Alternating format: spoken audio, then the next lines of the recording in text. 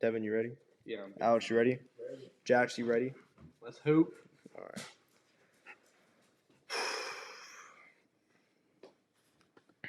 Welcome to episode 2 of Transition Takes, the show that lost its tie and needs a haircut. Thank you for joining us today. We couldn't be happier with how episode 1 performed. Glad to see that the audience enjoyed it, and we're excited to see where this journey and where the show goes. I'd like to thank the sponsor of today's episode, DUBBY, your taste buds' favorite energy drink. Today I'm drinking the Galaxy Grenade flavor, which is a mixture of watermelon, guava, and lime, and it's absolutely fantastic. Devin can attest to that, and so can Alex. It is phenomenal. Use code XMASON at checkout for 20% off of your order. Now, we have a packed show today, going through some of the NBA playoffs, of course. Cowboys off-season grade. So excited for that. Surprise NFL teams for next season and more. Devin, what's going on in your life, man? Anything you want to share with the audience? Nothing crazy. Just working, watching hoops. Where do you work? Work at TJ Maxx. A lot of bad bitches there, or what? Sorry for cussing.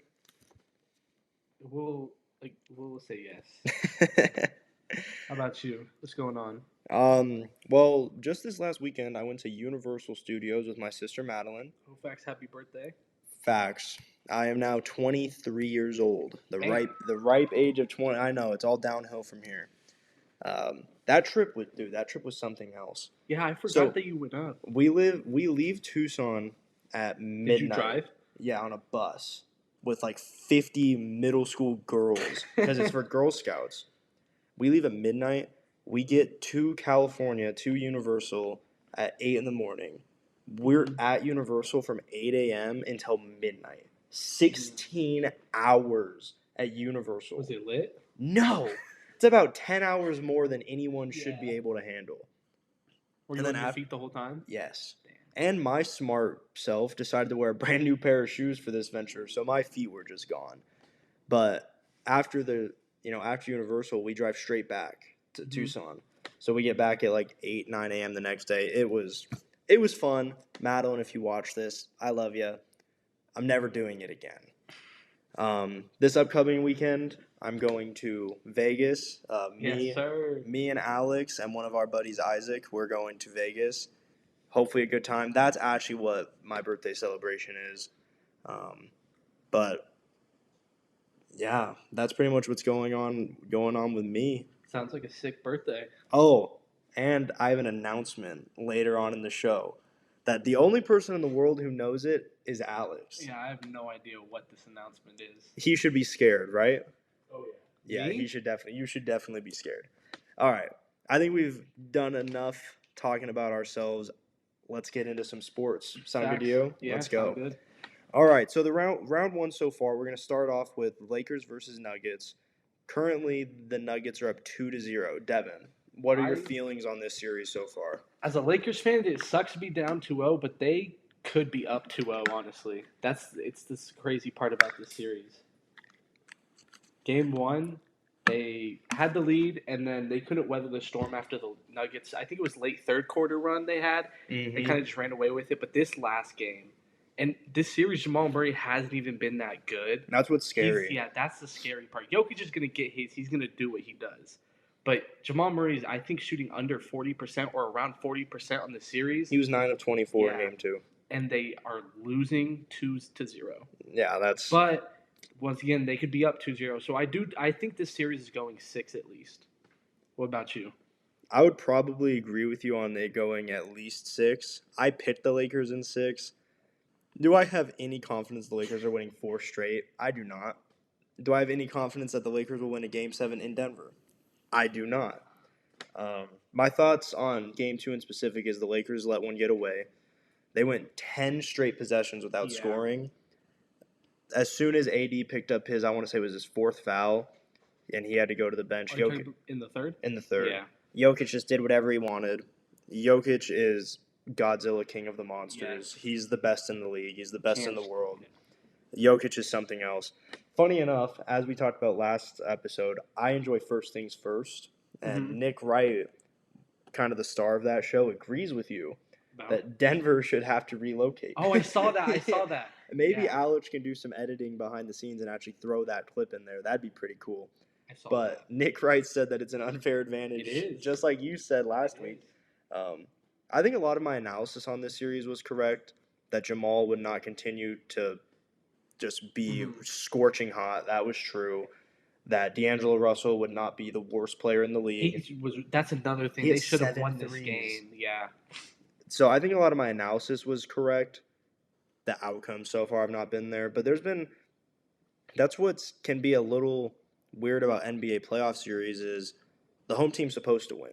Yes. So now the Lakers get 2 at home, and we'll kind of see where it goes. Especially that dominant of a home team in the Oh Nuggets. yeah. Another thing we forgot to Vando and Christian Wood are supposed to be back this next game. Oh, are they? Yeah. Vando's huge. Vando's huge because Jamal Murray's already struggling. Imagine what he's going to do with Vando on him. So Yeah. if they can take these 2 games in LA, they need to win the next game in Denver. I would agree. Because at that point, then all the pressure's on Denver going back to LA for Game 6. I do think, though, they can win in Denver in Game 7, just because after what we saw in these 2 games, they have the if Darvin Ham has to play LeBron 45 minutes if they play that Game 7. If they get to a Game 7, him and AD should play all 48. They should just unless there's fouls, they need to.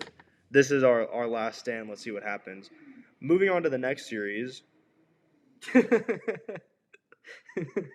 Sorry about that. Moving on to the next series, we have Mavs versus Clippers. Currently 1-1, going back to Dallas. Both of our finals picks are in this series. Yeah. Me, the Mavs, you, the Clippers. Devin, how do you feel about this series so far? As a Clippers, probably my favorite team out west right now, Clippers. I do like what I see.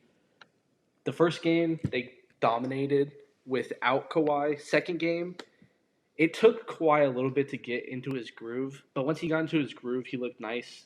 But Luka's looked surprisingly really good on defense. Mm-hmm. I think I saw a thing where none of the 3 stars for the Clippers have scored on him in the ISO situation yet. So that sucks. And they got Luka going in the fourth quarter, I want to say. Kyrie's looked amazing all series. He's the best player on the Mavericks so far this series. Which is weird to say because Luka's averaged 32. I know, but it's an inefficient 32. Yes, That's why. Which should be scary to the Clippers that Luka hasn't played great yet, and it's 1-1. But it's also, that's what they do. They play defense. They put bodies on him. They're doing a good job. They need to – I think if Kawhi gets going earlier in that game, they're winning 2-0. But I think it's going to be what we both said, 6 or 7 game series. Going to come down. There's so much talent in this series. Mm-hmm. Yeah. I think that whoever wins this series meets the winner of Nuggets Lakers in the Western Conference Finals. I think the Thunder gonna beat the Pelicans. Currently they're up against the Pelicans. They're gonna be up 2-0. How much are they up by, Alex? They're up 66 to 52 with 11 minutes. So I mean that 14. game's that's in the balance, but more than likely they'll be up 2-0. I think Who do they play next series? Do they play the Clippers? They'll Mavs play the series? winner of Clippers Okay. Mavs, and I think that Clippers Mavs either one will beat them anyway. What I have jotted down for this series is Luka isn't human. He just isn't. No, Jokic is the only one that's not human. You think Luka is human and Jokic is the only non-human? Yes. Okay. I disagree. Okay. Well, I think Luka's not human. He's averaging 32, as we said, and he's not playing good, which is terrifying. Oh, yeah, that's terrifying. Right? But... the role players in this game were huge for the Mavs. Yes. Quickly, P.J. Washington scored 18. Kleba hit a huge 3 when momentum was swinging into the Clips. That was late in the fourth. Yeah, P.J. and Kleba hit a late 3. And that's what role players are designed to do, especially when you have ball-dominant guys like Kyrie and Luka. Luka's shot over Harden was all-time great. And he said, Yeah. And he said, I'm an asshole. Yeah, that was something new. I've never seen somebody do that. I thought he said something completely different. I did too. Luka's defense at the end was phenomenal. Harden struggled in Game 2. Yeah. He was 2 of 10 from 3. Which is why I think getting Kawhi back is huge because they don't need Harden to do that 25 a night thing. Yeah, that's true. Harden's an interesting one. He's going to have a game where he's 3 of 13. They just got to hope that he has the big game in the closeout game. How much money you want to bet he doesn't? None. Yeah, exactly. I don't want to bet anything. And in my personal opinion, this is the best version of Kyrie we've ever seen. As well-rounded. I think other than the 2016 final, just the finals, because he gave LeBron a run. Not exactly gave him run for his money for like MVP of the finals, but he was playing so good in that finals. But yeah, well rounded. He's playing defense right now. Right. His passing, and all of a sudden Kyrie dunks. Like Yeah, I don't know where that came from. he's catching lobs. Yeah. More power to him. All right, moving on. We got Sixers Knicks. 2-0 Knicks. Devin, you picked the Knicks, so you're feeling great. No, I picked Sixers. Oh, you did. Yeah. That was your finals pick. We both picked the Sixers, so we're both feeling horrible. I think Sixers are up 2-0 if Joel doesn't re-injure his knee. I agree. He has not looked the same. He hasn't been efficient. They've stopped Jalen Brunson. Oh, yeah. Josh Hart has been the best Knicks player in this series. Mm-hmm. Josh Hart's been great defensively, offensively, hitting threes. DiVincenzo had a great second game. I don't think he played too much in the first game. No, not as much as you'd expect. They played a lot more boy on in the first game, but he was hitting threes, hustling. That's why he played. The amount of confidence you have to miss the game-winning shot and then instantly take another one and make it. Mm-hmm. When I play pickup at the rec with you guys or whatever, if I miss one shot, I'm done. Mm-hmm. It's like, yeah, I suck. And this guy's like, yeah, no, I got this. I'm shooting it again. He was the top 3 in three-pointers made, only behind Curry and his teammate Brunson, I think. So I'm sure he has that green light. I'm well aware. He hit 10 threes against me that one time. That's a ballsy shot. And another thing, the bigs for the Knicks have been huge. Yeah. I think the fact that they just have 2, so they can play more physical, dare the refs to make the call. And if they do make the call, they don't have 6 fouls they're working with. They have 12. Yeah. Because Hartenstein can get 6, and then Robinson can get 6 before they run out of bodies. I think Robinson's still on a minutes restriction a little bit, but he has looked really good in that paint, offensively and defensively. He's a monster on the glass. He is. So what I have jotted down here, I think the Sixers let especially Game 2 slip away. I think they would have won Game 1 if Embiid didn't get hurt, but once he did, the Knicks kind of pulled away. Game 2, you're up 6 with 30 seconds left. You have to win that. On the road, you have to find a way to steal that game. With that being said, the refs did miss a blatant foul on the inbound. Horrible. Did you see what Stephen A. said? No. He's a Knicks fan, but I think he said something along the lines of Tyrese Maxey was getting mugged. He was getting mugged. I mean, hey, shout out Tyrese Maxey. You just won Most Improved Player. Oh, did they announce the awards? They've announced a few. He won Most Improved. Naz Reid just won Sixth Man. Not really surprised so far. I'm pretty sure Dayton all won Coach of the Year. No. What you don't really see very often is Maxey kind of went from star role player to star. Middle tier all-star. You never see the guy like Brunson who goes from all-star to superstar win the award. Mm-hmm. At least I feel like that's rare. I'm pretty sure he's the first player in history to win Most Improved after averaging 20-plus the prior season. Oh, really? Yeah. So it's not normal, but he deserved it. The only other person is Kobe White, but he just was so up and down. Right. Well, that's what the Bulls are. Yeah. This is specifically for Brandon. Is it time to start having the conversation on whether or not Dante DiVincenzo is the GOAT? Yes. Yes, he is. He's the GOAT. It's time to have the conversation. I should have named my fantasy team after him. Should have done it. Brandon, you are welcome. You quickly noted on it, Brunson against the Sixers all season, but especially Game 1 and Game 2, he was 8 of 26 in Game 1 and 8 of 29 in Game 2. Yeah, you can't lose those 2 games. Exactly. That's the tough part. The good news for them is all season they've guarded him well. He shot 30% in the regular season too, so it's not like these are outliers. Yeah. But he's going to have one of those games because that's what superstars do. It's the same thing with the whole Jamal Murray thing. You can't lose the games where their players are not playing well. And then the last thing I had on this is kind of a big brain thing that I thought of. I think the Sixers, if they lose this series, another year where the Sixers lose, and their fans and their front office and their players think if Embiid was healthy, we would still be playing. We'd still be going, right? 3 years in a row now. Yeah. Right? I think they lose this series. They should just start sitting Embiid until All-Star weekend. He comes back after All-Star break. He has I think it's 20 to 30 games after All-Star break they play and the playoffs. He's fully healthy and fully ready to go. He's 7'2", 300 pounds. You don't have that much basketball in you. Yeah, but... And if your goal is to win a championship, that's what you got to do. Because this is just going to keep happening over and over again. I understand the championship thing, but the team's going to get so used to playing, and can they make the playoffs without him? They did this year. Yeah, although he did play a lot, and they were awful without him. Yeah, and also, he he needs to make as much money as possible, and he will not make those All NBA teams to get to all the maxes. money. Yeah, he'd never And- agree to it. And I think Joel cares a lot about awards. He showed that last season. He wants MVPs, so he needs the 65 games. Yeah, I that's do fair. think they should have load managed him more at the beginning of the season, Right. but It's so unfortunate that such dominant players you have to load manage and all that, just because it is such a grueling sport for some. Any sport is grueling for someone of that size. yeah, It just is, and that's why I feel bad for Alex and his 7'3" self. Well, also with the whole next year with the Sixers, I'm pretty sure they get off the Tobias Harris contract, so they've been linked to Paul George a lot, so that would be interesting. If George simply wants to win, I think that's the move. Yeah, and they have 2 max spots. They have more than just one, so they could get George. Has and Maxey's kicked in though? I don't know about his contract. I know 'Cause- for certain they can keep Maxey and Embiid there and sign 2 max players. I know Really? that that's 100% true. Yeah. Like with Maxey's extension? Mm-hmm. Okay. So they get George and then say they get Clay, and Oh, Clay's that- probably no. not even max, but he's a good spacer. Eh, He's not good enough to be your second best but guy. I think they bring back Oubre. Yeah, They I'd rather to have bring- Clay than Oubre. I'd rather have Oubre. I'd- Oubre's a better defender. But the amount of spacing that Clay brings Yeah. when you have a dominant center like Embiid.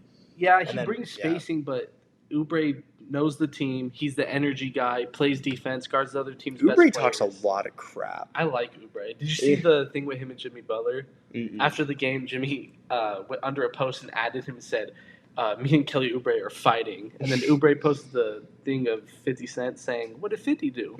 Wow. I just remember him like berating the referee like a month ago, like just calling him every name in the book to He deserved his it. face. He deserved it. He absolutely did. He did. All He right. said, your mom, your mom, your mom. All right, we've spent enough time on the Sixers, Knicks. We're gonna move on to the Suns, Timberwolves, and I must say again, it looks like I was dead wrong. It looks like I was dead right, guys. But I'm interested to see how it goes in Phoenix.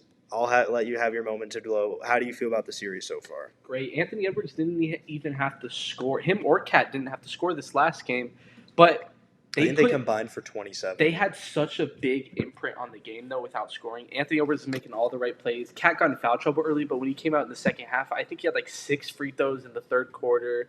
Cat gets in foul trouble a lot. Well, this one was a little weird. There was 1 or 2 that were iffy, but he does. He's aggressive, but Ant looked really good first game. Second game was a team win. Mike Conley carried them in the first half.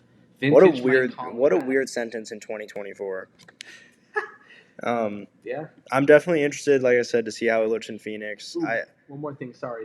Since you wanted to like shit on Rudy Gobert about his defense on the perimeter, Oh my he's god, played great defense on the perimeter. He's been guarding KD half the time. I couldn't have read any of these series more wrong than I read this one so far. I was just everything I said was completely wrong. So, again, interested to see how it goes in Phoenix. I try not to overreact until we've seen games on both home courts. Mm-hmm. So I'm interested to see Phoenix, but so far it seems the Wolves are just too big, too physical, too deep. They're better than the Suns, is what it seems. Oh yeah, how can I go without saying Nikhil Alexander-Walker and Jaden McDaniels have been excellent. It's Really. funny that when Anthony Edwards said, "Well, we have Jaden Jaden McDaniels," everyone was like, "Ha, that's funny," and it's like, "No, I'm Yeah, serious." he's dead serious. As you pointed out, Edwards struggled heavily in Game 2, and they still won. Yeah. And we've pointed this out 3 times now. That's never a good sign for the other team. Yeah. Yep. Couldn't be more wrong. That's me. Yeah. That's my thing. Wait till the NFL season. I'll be on a roll. So moving on to Pacers Bucks. Okay, we'll talk about the Cowboys in a little bit, but I've never been more down on them than I am right now. Yeah, So this I'll is probably true. end up being more right this upcoming year than I usually am. This is true. All right. Pacers Bucks.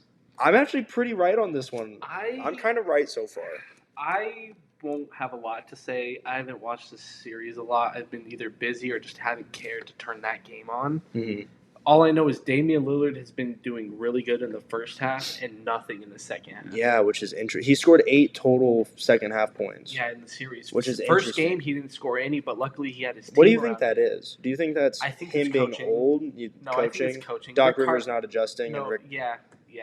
Also, Pascal Siakam, I said it last pod, needs to be the best player, and he's played like maybe the best player in the series. Dame's scoring more, but Pascal's doing everything for his team. Yeah, I don't know. So I said this in the first episode. I am simply rooting against the Bucks because I want Doc Rivers to finally be gone. I want this idea that a championship almost 15 years ago makes him a good coach today to die a horrible death. He's not a good coach. He doesn't adjust. He's horrible.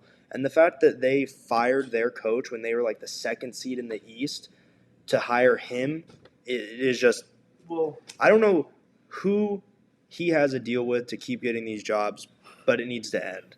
And that's the only real analysis I have of this series is the Bucks are good at interior defense because they're very long and very big, but they're horrible at perimeter defense because they're slow. yes. And Halliburton takes advantage of that, dishing to everyone. Halliburton hasn't even scored a lot yet. He's averaging like 11 a game. Well, I think that's what one thing Doc's doing well is getting Halliburton, not letting Halliburton do his thing. Meanwhile, Siakam's getting Wilt Chamberlain numbers. So congratulations to Doc. I do think Doc is banking on Giannis coming back earlier than the team thinks he will, so he can stop based on the Pascal. reports today, I don't think he's coming back this round. I think he's done. I think There's a chance he misses a few games in the second round, depending how long this series goes. But I agree. Which is just unfortunate that when the Bucks won the championship, you kind of had the feeling of this is Giannis's time. He's going to win 3 of the next 5 championships. He's going to cement himself as one of the greatest of all time. They've won 1 playoff series since they won that chip. Yeah. Like, it's unfortunate that injuries and the Miami Heat keep preventing them from doing anything. Did you have anything else to add on that series? I think that's about it. All right. Fire Doc Rivers. Oh, actually, I did say in the first series, if Giannis misses more than 2 games, I have Pacers in 7. I want that on the record because I did say that. Yeah, you and your little injury caveats. Just like caveat fantasy, like basketball includes injuries. If you pick the Clippers and say, "Oh, well, they got hurt," it's like, yeah, you knew they were going to. But we didn't know how much Giannis was missing time. Yeah, that's fair. I'll give you that one, but I will keep you accountable for your injury nonsense. Now moving on to Pelicans versus Thunder, which is, as we pointed out earlier, going on as we are making this episode. Score update. 82-60 OKC. With how much time? 5 minutes left in the third. 5. Okay, so that game is still It very looks like much. it's the same game as when we last checked. It's very much winnable for the Pelicans. I highly doubt it. I think the Thunder will be up 2-0. I was pleasantly surprised with how tightly contested Game 1 was, but I'd like to hear your thoughts on how it's going. All I put in my notes is great game. Pelicans have a chance to win. They're the better rebounding team. I think they out-rebounded by like 10 in the first game, and Trey Murphy had He's a sniper. He had a pretty big fourth quarter, but comes down to it, close game. Thunder just had the best player. Mm-hmm. He played like the best player. He had a big and one down the stretch, and they won. They probably have 3 of the top 5 players in the series with him, J-Dub, and Chet. With Zion injured? Yeah, with Zion hurt. Chet, because I think the next 2 would be Ingram and McCollum. Mm-hmm. And I think that the Thunder youth is really why that first game was close. They're learning how to win, which is why it's, more power to them for being a 1 seed, but it's really why not a lot of people are giving them the respect of a 1 seed. It's because they're just so young. They're the youngest 1 seed ever. So I think they're going to be dangerous in the years to come, but I really don't think they have championship aspirations yet. Well, especially with all their picks. They can just trade for whoever they want. Basically. But eventually all these young players are going to need extensions, and we'll see what they do in that right now, there's really only 3 of them that need like a max extension. Right. As the series goes on, the talent gap will begin to take over. We're kind of already seeing it in Game 2. Has Zion been ruled out for the series? He hasn't been ruled out, but I think it's more than likely. Because I would assume that by the time he's like, oh, yeah, I could play, they'll be down 3-0 or something. Yeah. With Zion, though, I think this could be a 7-game. Yeah. This could be a very good series with Zion healthy. You can't use those injury caveats. I didn't pick the Pelicans. With or without Zion, Thunder win. Done. I think it'd be a better Just series with giving you Zion, shit. though. I have to defend myself. All right, moving on, and we're gonna just kind of quickly touch base on these ones. I'm not. You're not. No, I'm not. You're not gonna say anything. No, I'm saying I'm not quickly touching base on that game. Okay, fair. Well, we'll wait on that one. We'll quickly touch base on the Cavs Magic series, which I'll be completely honest, I haven't watched a single dribble of. But looking at the fact that it's 2-0, and I thought the Magic were gonna win. Completely wrong again, Mason. Completely wrong again. Last thing I'll say on it is I'm again interested to see how the Magic do at home, especially a young team like that. Mm-hmm. More power to them. They're an elite defensive team. They just can't score the ball. Your turn, because that's all I got. The Cavs are also an elite defensive team, so that's why the Magic don't have enough shooting. Really quick, this is your time to gloat because this is the one you were most right about, and I was most so wrong. right about because you said Cavs in 5. Yeah. I couldn't be more wrong. The so reason take your Cavs time. in 5 is they're like the same. They're somewhat built the same. They're great defensively. They rely on their stars, and when you have the best player in the series in a defensive matchup, I'll take that team probably 100% of the time. Yeah. And Jared Allen has looked really good too. He just had almost a 20-20 game, playing great defense because that's what they do. But looking at the Cavs, I don't like them in the next series at all. But it also could just be the Magic being a great defensive team. Yeah, I think if somehow the Magic were to win the series, whether it's Magic or Cavs, I think they're losing in 4 or 5 to the Celtics. You mean to the Heat? And that's a perfect segue to get to Heat Celtics, which is now 1-1 after the game tonight where the Heat not only beat the Celtics but took home court advantage from the Celtics. Devin, what is it about this team? How do they keep doing it? Eric Spoelstra is really good at what he does. No, today they came in with such a good game plan. The Celtics shoot so many threes compared to their opponents and make so many because that's what they are built for. They play 5-out offense, but Spo switched everything. Every defender switched. Tyler Hero's guarding Porzingis all the time. DeLon Wright playing good defense, hitting some threes. He's been really good in this series. Is Terry playing? No, he's still out. Okay. Bam Adebayo into around the free throw line. I feel like he hasn't missed a shot. I saw him hit a post fade over Porzingis where my jaw actually dropped. He's been doing that all series. That wasn't a one-time thing. Yeah. Tyler Hero, rough game 1, 24 and 14 in the second game, basically all threes. They got up so many threes. This game is shot almost. I think they had similar to the Celtics. They had the most threes in their franchise history. Wow. Yeah. Caleb Martin game 2. Yeah. Caleb Martin 4 threes. Jovic with a full stat line. I think Caleb Martin has the ugliest jump shot that consistently goes in. It's so weird. Which annoys me because my jump shot's ugly, but it doesn't go in. Yeah. I'm gonna say it now. I have Heat in 7. You're putting it on record. Yes. Heat in 7. After watching this game, I have Heat in 7. The Heat have the defenders for the Celtics. I respect it. Jason Tatum and Jaylen Brown were the only one doing anything today, and that's because we were switching everything. I saw in the first half, I think they combined for like 39 of their 61. I think Jaylen Brown, that's who I'm scared of right now. He had a huge. I think he had 20 of the last 24 Celtic points from end of second to middle of third quarter. Jeez. Yeah. He is pretty good, but all you have to do is sit on his right, and then he's done. He has no left hand. Yeah, that's what I do. He was also going at people like I said, they were switching, so he'd go out Duncan Robinson and Tyler Hero all night. But at the end of the game, Tyler Hero was calling out Jason Tatum and bringing him into pick and roll. It was so. That's one of the main things. The Heat fear nobody. I think that's one of the things that gives them the ability to, as they did last year, beat the one-seeded Bucks. To maybe have a chance in this series. I'm going to read verbatim what I had written down on this series, okay? And I wrote this before the end of tonight's game. In the middle of the game you wrote it? No, but I wrote this a few days ago. Okay. I wrote, "Sorry, Devin, this series is over. It's varsity versus JV. Heat never had a chance once Jimmy went down," is what I wrote. I completely agree with you until I watched. If you would have watched the game tonight, you would have think this I watched a little bit, and when the first quarter, when it was like 30-27, at the end of the first half, it was 61-58. I'm like, okay, Boston let him hang around. They'll beat him by 10. And when me and Alex were setting all this up, it's like, oh, so did the Celtics end up winning? He's like, oh, when I turned it off, they were. Pull up my phone. The Heat won by double digits. Yeah. Like, okay, Spoelstra, whatever. Yeah. All right. It was great. Did you get enough of your gloating out? Are Yes, you I happy did. with it? All right. Yes, I did. We're going to move on. We're going to talk about the passing of the torch in the NBA. Since LeBron came in the league in 2003, that's 20 years, 2 decades. KD came in the league in like 07? 07. 09? Something like that. Curry around the same 11. time. I think it was 3, 9, and 11. 7. KD was 7. Okay. So well over 15 years, those three have ran the league. Mm-hmm. Christmas Day, it's always Those teams, they're always playing each other.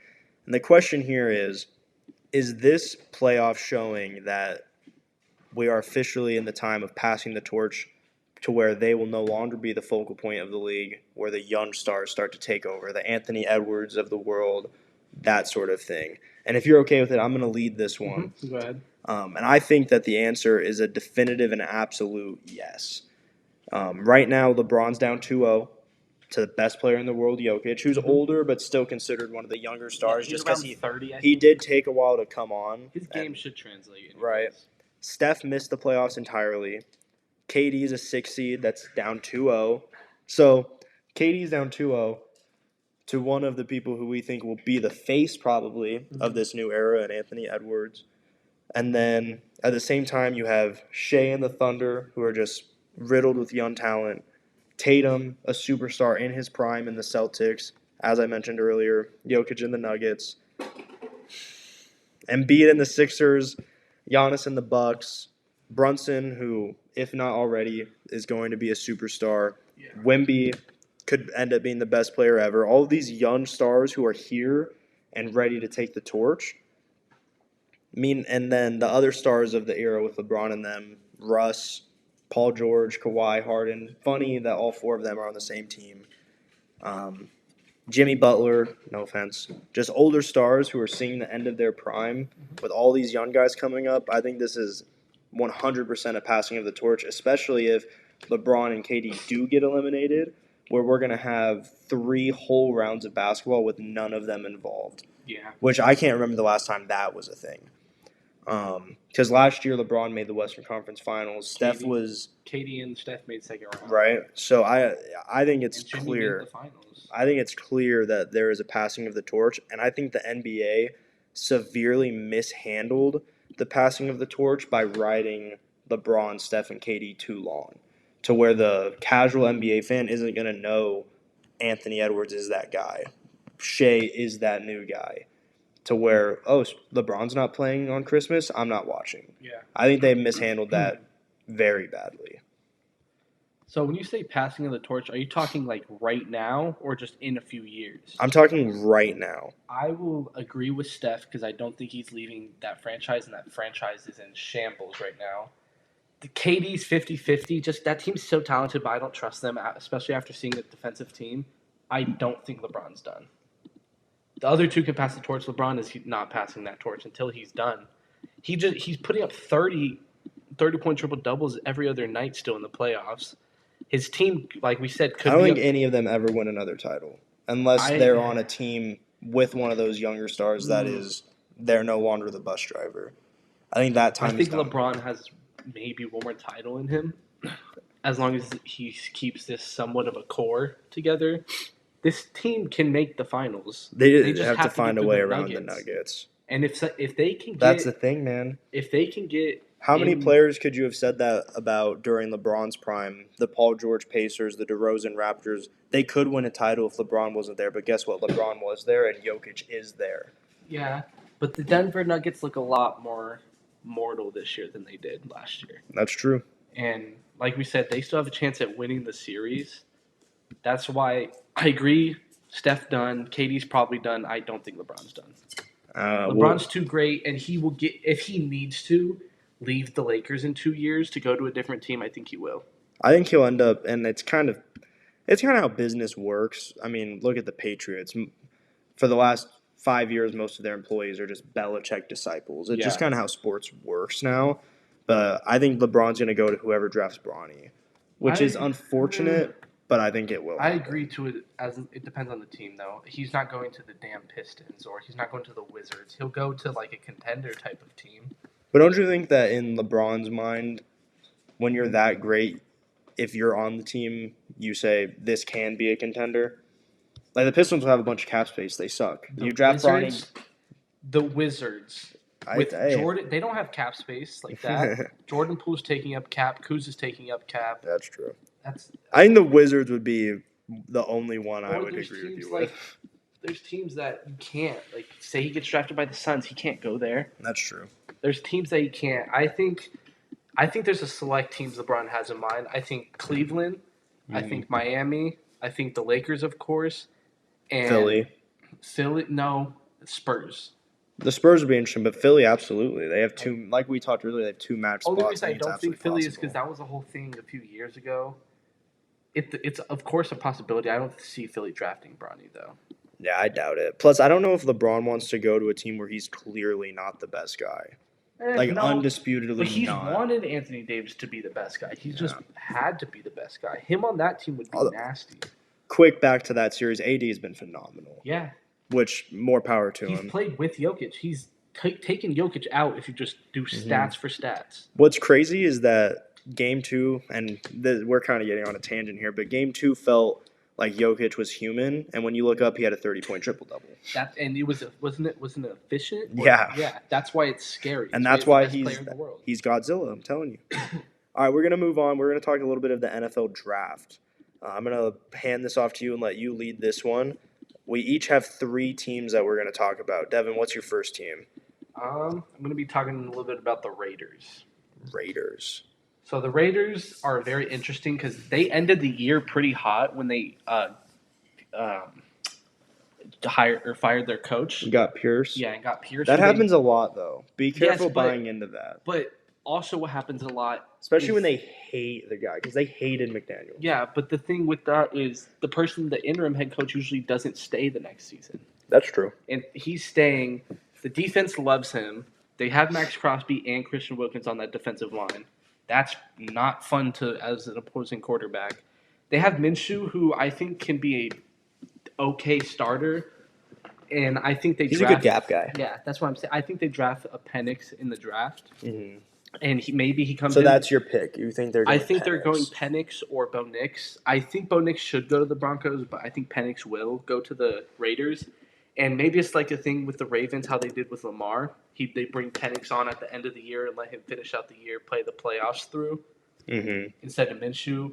You think they're going to make the playoffs? Are you predicting that? I'm not predicting that, but I can playoffs? see them making the playoffs. Because that division, let's be serious, outside of the Chiefs is not a serious division. Well, the Broncos are a not joke. good. I think the Chargers should be and could be, but that team is historically just disappointed. The Chargers had to gut their roster, but when you have Herbert and Harbaugh, give me them to be better than the Raiders, simply on that fact alone. But the Raiders have a team. Like, they have a legit team. I think the only reason, if the Raiders were in the NFC, I'd be with you. I'm not saying they make the playoffs. There's a chance. There's a wild card spot chance. Yeah, that conference is just so stacked. It's tough. So my first team is going to be, funny enough, we're going to stay in the AFC West here. I'm going to go with the Chargers. And I think, actually, that the Chargers are going to trade down. I think Harbaugh wants to get as many picks as soon as possible because he knows the college players so well right now, having just been there. So you're going against all the insiders and stuff, saying that they're going to trade up for Marv and stuff, something like that. Yeah, I think that they trade down. And I think they trade down with the Vikings, who clearly want to trade up for a quarterback. That's the only reason they got that extra first-round pick. I think the Chargers get pick 11, 23, and a first-round pick next year. For the, 6th? They have 6. Who's No, they have 5. The Giants have 6. Yes. Who's the running back right now? Is it Joshua Kelly for the Chargers? I don't remember. I just know that they got rid of Eckler, so I don't know who their running back is. But they get 11, 23, and a first-round pick next year. I think they take the second best tackle on the board. The Titans are going to take Joe Alt. I think everybody knows that that's going to happen. Every mock I've ever seen has Joe Alt going to the Titans. Or what is his name? The other guy with a long name I can't remember. They take the tackle out of Oregon State. I'm going to butcher this, okay? Talis Fuaga. I think that's who I'm talking about. And at 23, the extra pick they got from the Vikings, they get Brian Thomas Jr. out of LSU, It's a great pick. which will help ease the loss of Allen and Williams. And the only reason Thomas is there is because the Jags consistently pick the right player or the right position but the wrong player. I think they're going to pick the guy out of Texas when they should pick Brian Thomas, but they'll pick the wrong guy because it's what they do. Mm-hmm. I feel bad for Trevor Lawrence, but that's a side note. Devin, what's your second team? My second team is the. Hold on, I just had like a brain fart. I did put you on the spot. No, my fault. My second team is the Giants. Boo! Only reason is if they can get a quarterback Oh my in god! this draft, like if they, I've heard that for the last decade. But I'm saying they have a high pick. Yeah, they usually do. If they get the right quarterback and not mess up, I'm not saying they're going to be a playoff team, but they can will scare not you be. guys. No, they can scare that. I'm not worried about them scaring the Cowboys. I think we'll get into that later. I'm saying scaring the East or the NFC. No, They have defensive players. I don't know if they'll put it together, but they have defensive players. They did lose Saquon, which sucks, but I think that was a good move by them. Yes, they can't pay him what he wants. Do they have a second? Nobody should. I don't think they have a second first round pick, the Giants. So Not that I know of. They either trade back with the Vikings and get those 2 firsts and get a late quarterback and a receiver with those 2 picks, or they go all out on a whatever one of the 4 quarterback falls to them. They pick him and then they draft heavy on offense the rest of the draft. I think this draft has to be all offense. Well, I think with 6 they take the. Oh God, what is it? It's not Marvin Harrison. Who's the Neighbors? Yes, Neighbors. Yes. Thank you. So they either take Neighbors and pray to God that Daniel Jones doesn't be the worst quarterback in the league, which That's a lot to ask. Yeah, That's a lot. He just needs to be mid. So here's the thing about the Giants. I'm obviously a Cowboys fan, so we have the pleasure of beating them twice a year. They're awful. They are what happens when you let a child run a multi-billion-dollar company. They're bad. It was complete malpractice to sign Daniel Jones to that. Yeah. It's what the franchise tag was invented for. They gave him $40 million a year on a year that he threw for like 17 touchdowns. The Giants are a joke. Horrible. I didn't like that, but outside of Daniel Jones and a receiver, that roster's pretty good. I would put money on it that unless they trade the pick away, they will be in the top 5 next year. They're bad. Anyway, I'll be a little more conservative. They'll be in the top 10. Their draft pick will be top 10. The Giants are bad. I think that the Giants, if they have a bad year, a lot like the Cardinals, will be a good bad year, if you understand what I'm saying. Where you see flashes of potential and flashes and what the team wants to kind of what people thought the Jets had 2 seasons ago where they were 7-10 but have all this young talent. Yeah. I got you. Exactly. So my second one is actually, and you touched on it a little bit, I said the Broncos. Yes. I have them taking at number 12 Bo Nix out of Oregon. Zach Wilson isn't the answer. They just traded for him. No, he's not. Come on. He's the answer, like the answer to 2 + 2 is 5. Don't mess with Zach Wilson. He's awful. He's one of the worst quarterbacks in NFL history. He has the arm talent to be good. Are you being serious? With the arm talent thing, no. Okay. With the arm talent thing, I'm being dead serious. I'll say this to the camera. Zach Wilson has a very talented arm. He just doesn't have a talented head. I just want to make this clear. In the last 5 minutes... I don't think he's good. In the last 5 minutes, Devin, my co-host, has said the Giants are an up-and-coming team and tried to tell me that Zach Wilson has any kind of talent. He does. He has arm talent. I'm going to lose You're lying to yourself if you're saying he doesn't have arm talent. I'm not saying he's good or he's going to ever be good. I can't wait for the NFL season. Zach Wilson's awful. Don't use the word talent and Zach Wilson in the same sentence. He has arm talent. I'll stand by it. Okay. He's throwing 40 touchdowns this year. I have arm talent too. No, you don't. So they take Bo Nix. I think Sean Payton has like a huge ego. And I think that he thinks that a quarterback that'll just listen to him and kind of fall in line can succeed. Bo Nix has played more college football than any quarterback in college football history. So I think that experience is going to entice Peyton. as a guy that kind of roots against the Broncos, mostly because why not? I think that there's a very decent chance that they trade up and get rid of even more of their future and take McCarthy, which will just be classic Broncos. Because when you trade, they had the worst trade in NFL history by trading for Russ and giving him the contract that they did. I think they're paying him like $58 million a year to go to the Steelers. Which is just again, just malpractice by the front office. So your third team? I got the Cardinals. Yes, sir. Like we were just talking about, they showed flashes last year, and They beat Dallas. That was great. That was horrible. I went to that game. Exactly. You also went to Kyler's return. I did. Kyler looked good last season. He didn't turn the ball over really. Him and Trey McBride. I think Trey McBride's Trey's a good young tight end. I think he has a chance of being a 1,000-yard receiver this year. And if they do not draft Marvin Harrison Mason, I might not be a Cardinals fan. I'd burn the jerseys. That's the most clear pick of the draft. See, the only reason I'd be okay with them not drafting him is because I trust Monty. He worked the draft last year to perfection. He loves trading back. He is notorious for that. He wanted Paris Johnson at 3rd, but he knew he'd get him at 6. So traded back to 11, traded up to 6, got 2 extra picks. Mm-hmm. But he was running around in that one. Now we signed a decent corner in Sean Murphy-Bunting. We have Garrett Williams at a corner. We have 2 good safeties. We need D-line help and receivers in this class. Marvin Harrison, man, he has the chance to be one of the best receivers ever. I feel like you have to take him. And I'm sorry to kind of rush you through this one, but we do need to move on. Yeah. Mine's going to be the Cowboys. We both picked our favorite teams for this last one. Mm-hmm. Boring for most, but exciting for me. I think Dallas's O-line hasn't been the same since they lost Frederick. Yep. Such a tragic retirement.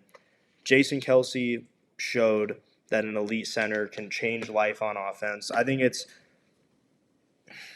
left tackle, your blind side's the most important, but I think center's right there with how important it is. Especially they're the quarterback of the O-line. They tell everyone where to be and what they're doing. I think Dallas takes Jackson Powers-Johnson out of Oregon. I think he's going to be borderline elite center on day one. Like Creed Humphrey, something like that. I've seen a lot of people saying they're taking a tackle out of Duke. I can't remember his name. He's not going to play tackle in the league. He's going to be either a guard or a center.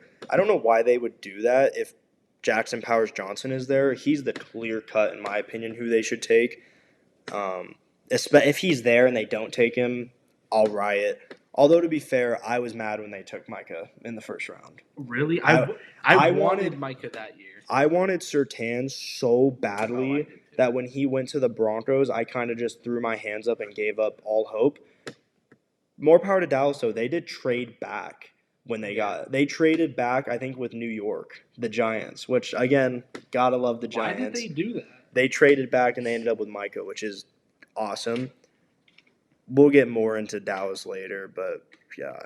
Dallas lost Tyron Smith and Biotish this offseason, so they got to start retooling that O-line. Mm-hmm. Luckily, they a couple years ago had the foresight to see this coming, and they did get Tyler Smith, who was an All-Pro last year.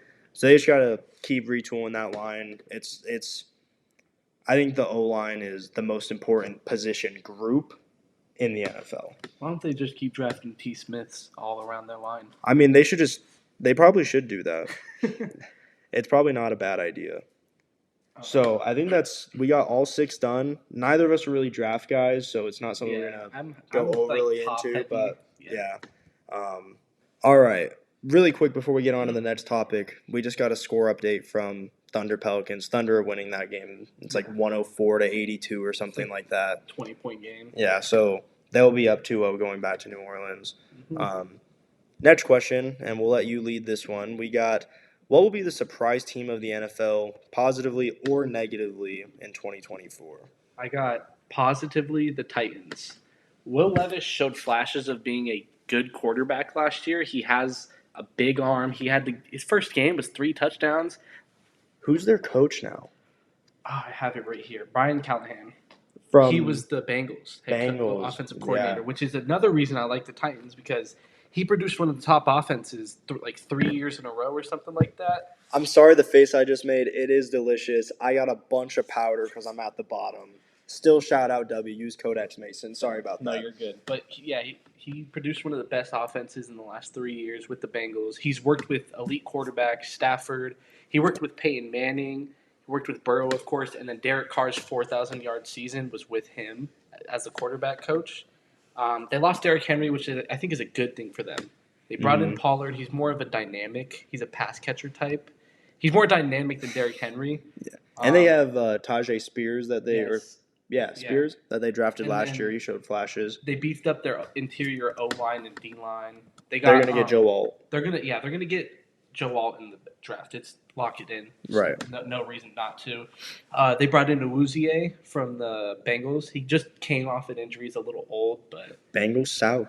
But he is a good corner. Mm. And then, they had one more signing. Oh yeah, Kenneth Murray. He just came off his best year as a linebacker for the Chargers, and I don't know why they let him go. They They didn't don't take have it. space. It was his 5th year. Oh. They didn't take it off his best year, but I guess coaches didn't like him. But yeah, they brought in things. I still think they need to draft secondary because they lost Sean Murphy Bunting, brought in Awuzie. They need to draft secondary, but outside of that, they have weapons. I think they're one of the teams that it's very clear what their weaknesses are. O-line, secondary. They're going to fix it with Joe Alt. They're going to help the secondary because they have a good D-line. They have D-Up. Yeah. And then Treylon Burks, hopefully he has a better season than he just came off of. He's been underwhelming since he came in, but... And they need to get another receiver in there, another young guy. They also brought in Calvin Ridley. I forgot to say that. That's huge. That's why I really like And they stole him from Jacksonville, which whenever you can do that to a division, that's important. Yep. I think the Texans are the clear number one in that division, but once you get past them, the next 3 are just up for grabs, especially if Anthony Richardson's good. Yes. Dude, I really wanted to talk about the Colts, but I think people know who they're going to be because Anthony Richardson looked really good. Yeah, I really like the coach of the Colts too. Yeah. Both of the coordinators that left the Eagles, I think, are better than Sirianni. Because they're coaching. They're not just standing there watching the game. Yeah. Complete obvious tangent here, but Sirianni's awful. He's not a good head coach. This is my dog. He's not a good head coach. I think the Eagles are going to have another disappointing year, and eventually it's going to lead to them hiring Belichick, which will make me want to jump off of the bridge. All right. So my surprise team is going to be the Baltimore Ravens, and I think it's going to be in the negative side. Mm-hmm. So the Ravens, through the regular season last year, were the best team in the league as far as statistics go, rankings go, all that stuff. Mm-hmm. And they still couldn't get it done. They're in the toughest division in football. 10 games this year will be played against 2023 playoff teams. That doesn't include games against teams that should be better than last year, including the Chargers, and then 2 games against the Bengals. So they have 13 games against extremely tough opponents, or what should be. Yes. They're in the far tougher conference in the AFC. They lost a total of 15 players in free agency, including names such as Patrick Queen, Kevin Zeitler, John Simpson, and their right tackle Morgan Moses. Mm-hmm. So that's 3 offensive linemen. They lost Jadeveon Clowney, who led their team in sacks. They lost their rushing touchdown leader, Gus Edwards. Obviously. Oh, he went to the Chargers. Yeah, that's who went to the Chargers. They lost Geno Stone, who is second in the league in interceptions. To a divisional rival. Right? Yeah. Patrick Queen went to a division rival, too, in the Steelers. Yes. They lost, so as I said, they lost 15 total players, including those big names. Derrick Henry, I don't think will make a huge difference in the short term, and in the long term, I don't believe in giving. How long was the signing? 2 years. Okay. I don't believe in giving aging running backs deals, that's why we'll get to the Cowboys thing later, but I'm glad they didn't re-sign Tony Pollard. I think there's going to be a mental drain on the team with kind of the idea that last year was our year. The Chiefs looked incredibly vulnerable. We looked unbeatable, and we still couldn't get it done. And I think it's really simple as that. I think the Ravens missed the playoffs. Flat out. Not a wild card. They are not. I can see it. That division is, I mean, You add the Bengals back to the mix with Joe Burrow. Right. You add the Colts in the mix now because Anthony Richardson's going to be healthy. The Raiders, apparently. Yes, Broncos.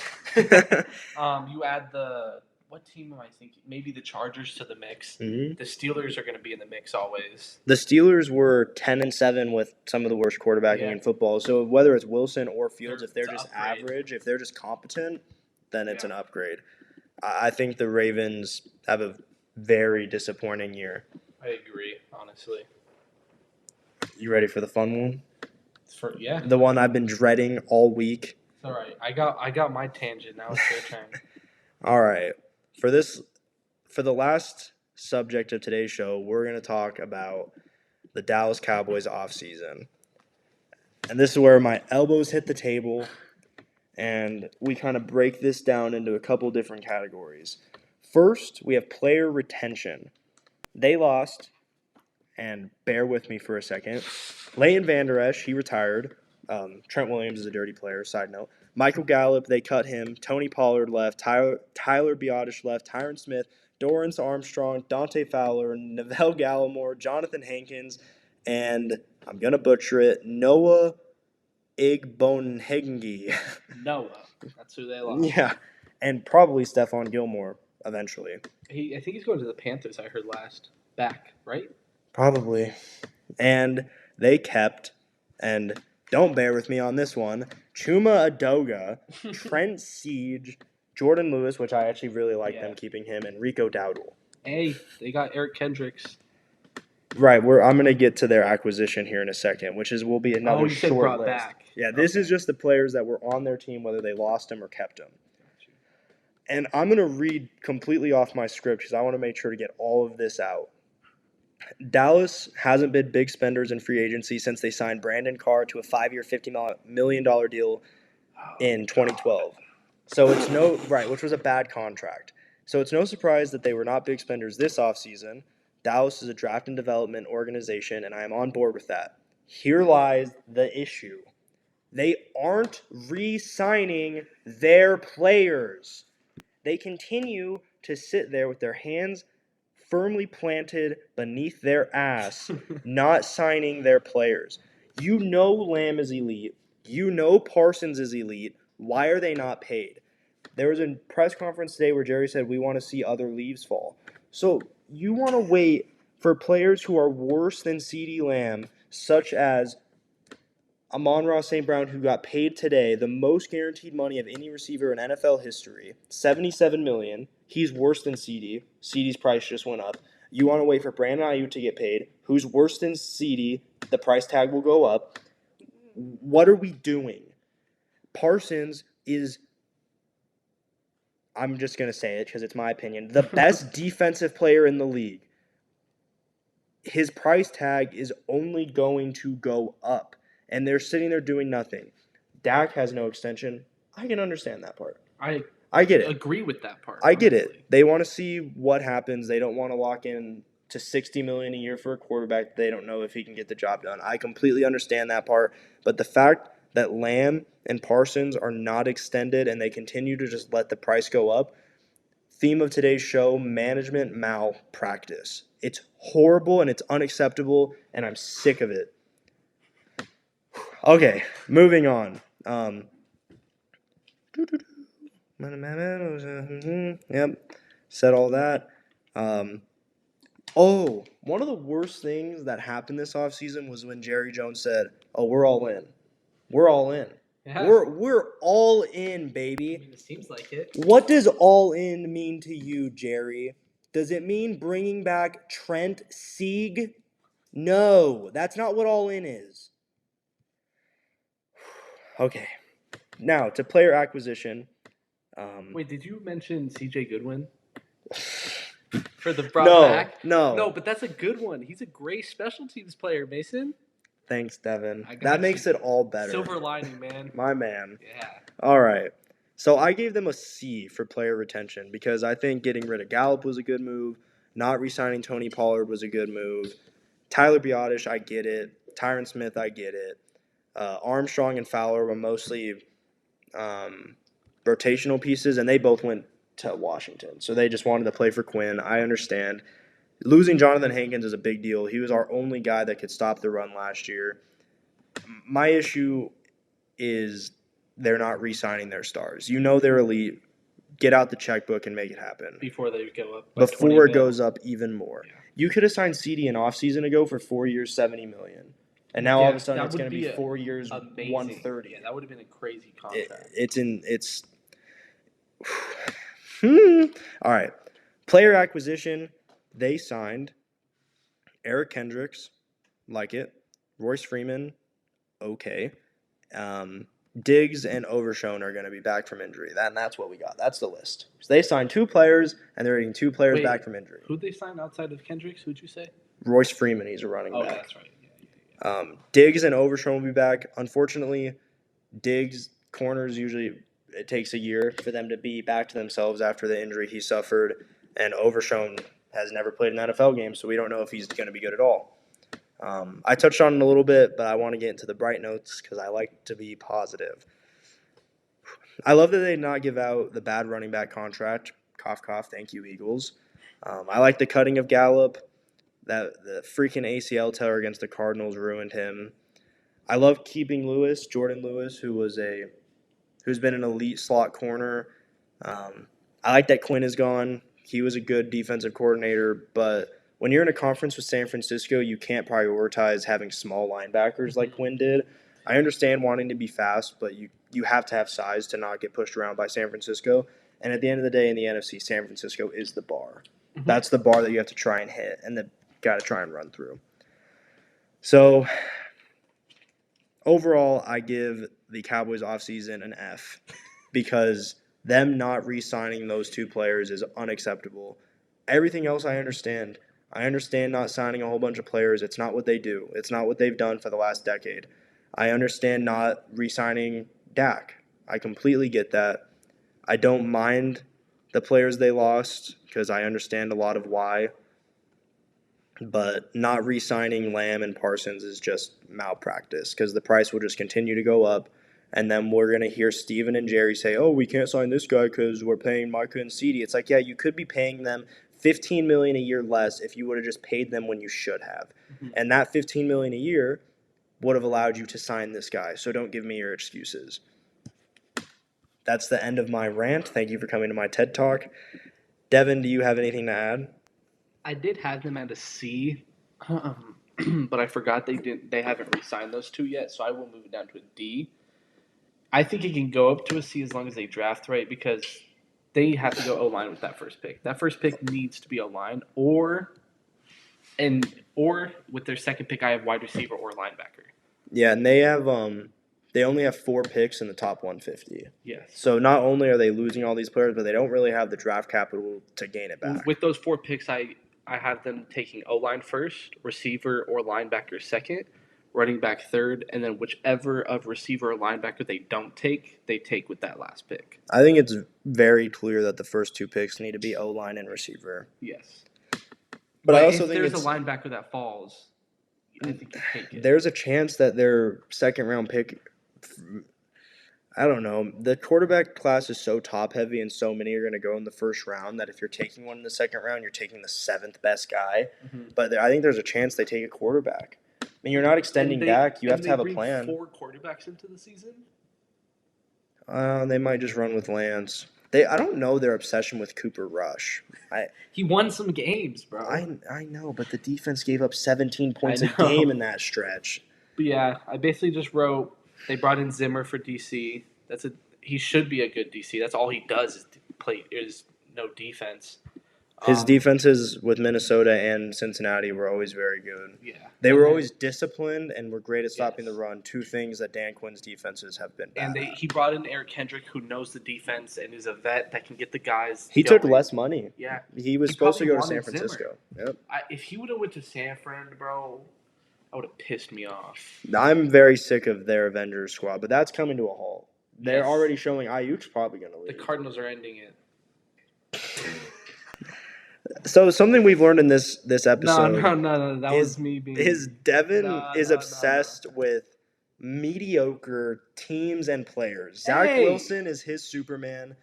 The The Raiders are making the Super Bowl, and the Cardinals are ending the Niners as we know. Zach Wilson's Superman because they said he has arm talent. Yeah, bro. yeah. Okay.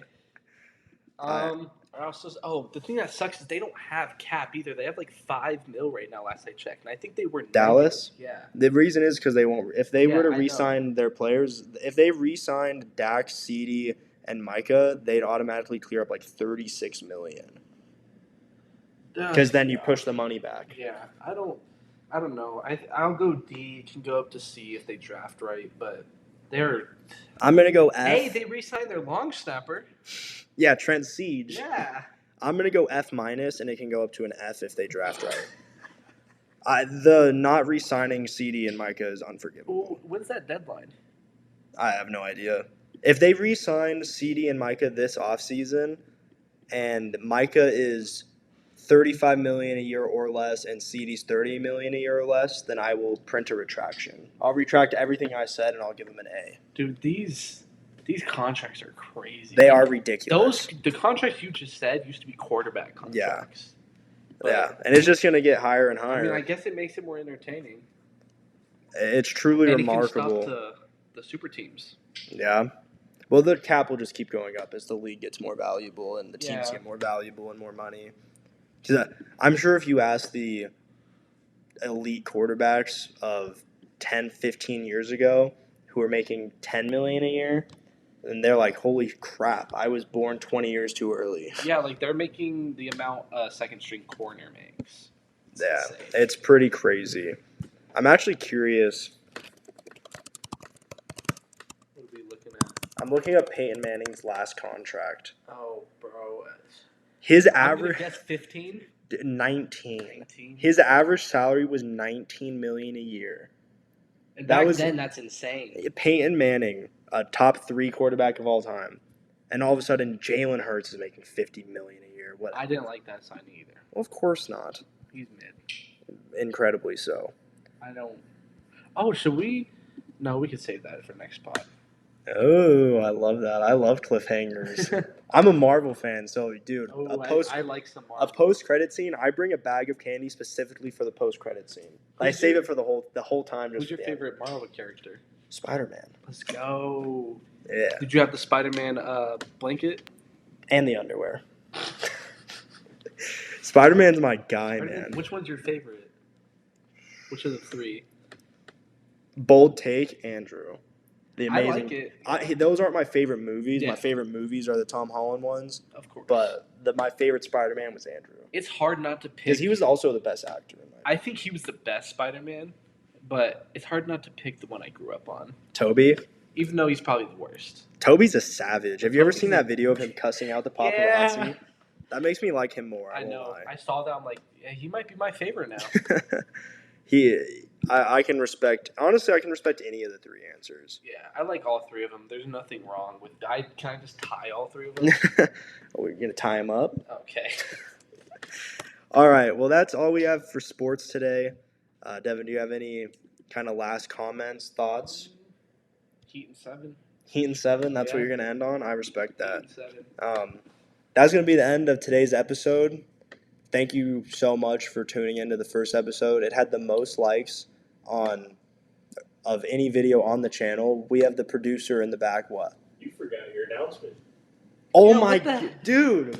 My announcement. Let's hear it. You said it was gonna make me mad? No, I said it's what did I say? It was gonna change his life. Yeah. Okay. All right. Let's hear this announcement. So. Just pick it up right there. Okay, it was still going. Okay. Oh. I watched game 2 of Lakers Nuggets. Okay. And I saw LeBron James, and I saw what he did from reading the play perfectly and stealing the ball from Murray. 4th quarter with a minute and a half left in Denver as a 40-year-old man going and still dunking the ball. He hit 2 threes in crunch time. They did lose the game. The block on Murray, which if you put side by side with the Thiago Splitter block from a decade ago, look almost identical. I've given in. LeBron is the greatest basketball player of all I convinced time. him, guys. Not the game you watched. I convinced him.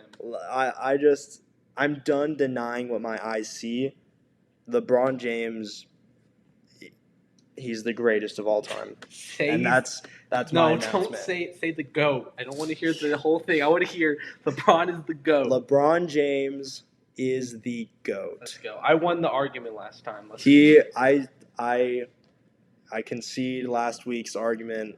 Devin wins. LeBron's the GOAT, and from this point forward, I'm just going to enjoy watching greatness while it lasts because he won't be playing basketball for much longer. So I'm just going to enjoy it while we have it. Producer. I need that clip. All right, back to what I was saying. Now that we can kind of wrap things up, thank you everyone who tuned in. Thank you everyone who hit the like button. Thank you to our sponsor, DUBBY. I've had so much fun these first 2 episodes, and I'm excited to see where everything goes from here. I hope you guys have a wonderful, wonderful week, and we'll see you next Wednesday for more transition takes. Later.